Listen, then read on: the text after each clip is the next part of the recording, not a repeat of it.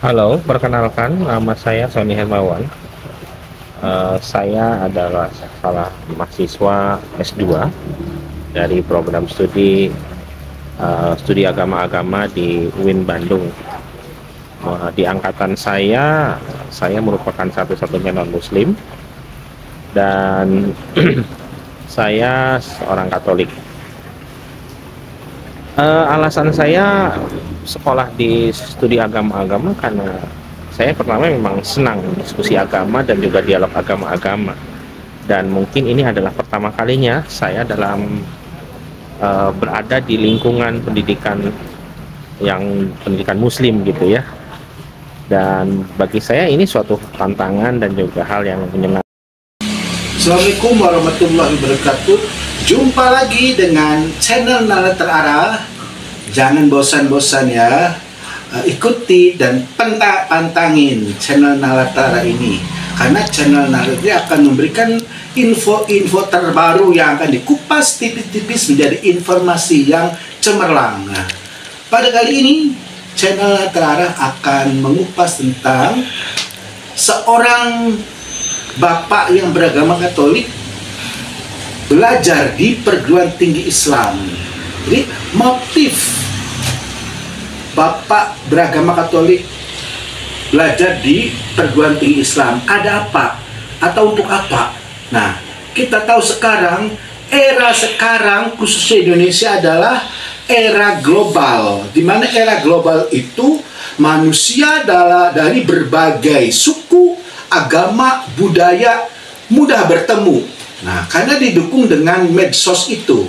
Nah ya, jadi dengan didukung medsos itu manusia beragam budaya agama itu bisa bertemu, khususnya di Indonesia. Nah, di sini dampaknya diantaranya ada seorang yang beragama Katolik. Dia memberanikan diri untuk kuliah di program sarjana perguruan tinggi Islam. Nah, namanya itu Bung Sony. Nah, Bung Sony ini adalah aktivis VKUB, yaitu Forum Kerukunan Beragama, dan aktivis juga bagian daripada Gereja Katolik di Bandung. Nah, kenapa Bung Sony begitu semangat, begitu gairah belajar di perguruan tinggi Islam yang notabene adalah perguruan tinggi Islam? Nah, di sini karena perguruan tinggi Islam itu sudah hampir 5 tahun ke belakang menerima mahasiswa yang beragama lain selain Islam. Ya, jadi silakan bagi yang beragama selain Islam, silakan kuliah di UIN. Nah, mengambilnya berbagai jurusan, bisa fakultas agama, bisa fakultas non agama, atau sains ya, atau sosial. Nah, itu ada di UIN. Nah, Bung Sony ini setelah saya wawancarai terasa apa, karena dia merasa bahwa dalam sejarah pendidikan Islam, perguruan tinggi Islam, khususnya di Bandung, dia orang pertama kali ya yang berani kuliah di perguruan tinggi Islam. Karena sering kita tahu bahwa ada anggapan yang seolah-olah itu tidak benar, seolah-olah itu adalah menafikan bahwa perguruan tinggi yang berbasis Islam sepertinya di bawah perguruan tinggi bernafaskan Katolik ataupun Protestan ya. Nah, makanya Bung Sony ini adalah berani mencoba, karena untuk apa? Belajar studi agama pada program pasca sarjana studi agama. Nah, Bung Sony sangat senang bergairah belajar di sini karena dia hobi mempelajari agama-agama lain. Nah, disinilah ketika Bung Sony masuk dalam jajaran peserta atau mahasiswa lainnya yang mayoritas atau bukan mayoritas, yang semuanya Muslim, Bung Sony tetap eksis karena di dalam pengajaran mata kuliah itu jurusan itu tidak untuk praktek tapi untuk ilmu pengetahuan agama. Tuh, jadi motifnya adalah untuk mempererat hubungan lembaga keagamaan yang ada di Jawa Barat khususnya. Itu motif daripada Bung Sony. Di samping itu juga Bung Sony juga ingin memperluas cakrawala, memperluas cakrawala ilmu yang dikembangkan, yang dikemukakan oleh para dosen-dosen Muslim. Tuh, jadi Bung Sony ini dia tetap ya bisa bergaul dengan umat Islam atau teman-teman Islamnya, karena dia sendiri satu-satunya yang non Muslim dan pertama kali non Muslim kuliah di perguruan tinggi Islam. Nah, demikian saja channel yang terakhir mengupas materi ini. Mudah-mudahan para pemirsa tetap ya tidak boleh mencurigai ketika ada seorang non Muslim belajar di perguruan tinggi Islam. Sebagai kata akhir, wabillahi taufik wa hidayah. Wassalamualaikum warahmatullahi wabarakatuh. Menyenangkan ya, karena saya bisa berdialog, bisa berkomunikasi, bisa juga memiliki banyak teman dari kalangan Muslim.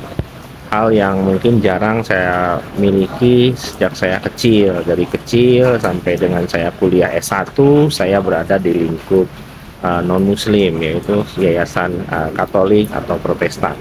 Jadi TK, SD, SMA, kuliah S1 itu saya di Katolik dan SMP di Protestan.